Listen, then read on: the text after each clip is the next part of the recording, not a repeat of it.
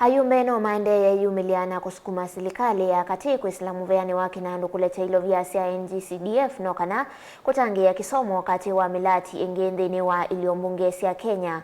Muyumbe wa Matungulu Stephen Mutinda Mule eweta kana vena vata munene Ayumbe kusyokea silikalo sya mituki kunenanisya thina ula withi tovo ni kwithiwa silikali yathanite kunengane ilovia ithi mwai wa 12 Atie ovaimila nayu mwai wambe ilovia isu nisieteletwe muno maskuluni muleni wa Mwenda Minista muvia wa kinandu njuguna ndungu ayumbanie na kumila kuweta uwo yulu wa ilovia ilivo chiumbanito ni obo ni motesa.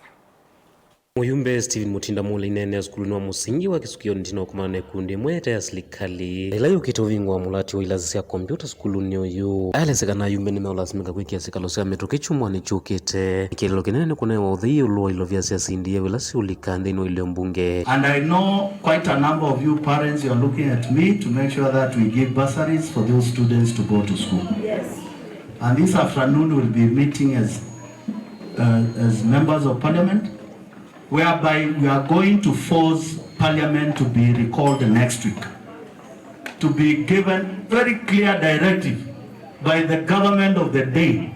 When are they releasing the constituency development fund for members and the beneficiaries who are Kenyans and taxpayers, their kids to receive their bursary without any more delay? Mule alezekana Ayumbe yuni mambi mevango kana unenenya yolondo meusyokea sikalo ithi na mevango yonde umanyite speaker wa mbunge nene yolo unenenya ulawa elita utwa igwe mbunge ni matuku maudhu mokite. I know members in Nairobi, and some of them are also calling me. We are probably meeting today or tomorrow.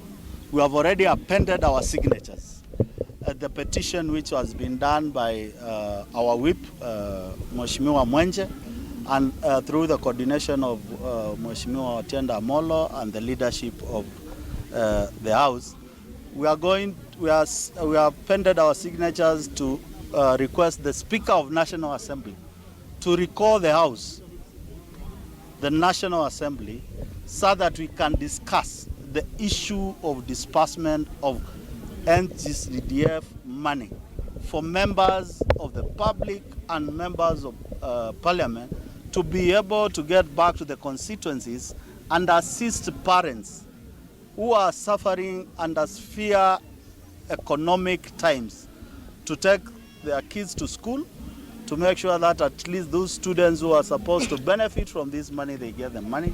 Monyungu niso manene la mevone kwetho ilovia ithi nathanitwe kuvika nthini iliombunge matuku miongo ili mamwe muthelu iyo si mandena otwa manyiwa maskuluni mwaini wa mbe ilovia ithio na yuine sovika nthini iliombunge mimbo yo enda Minista muvia wa kinandu akalate matambia ya na kunengane uthuyo lo ilovia ithi ikwamete. And we are not going to relent this war.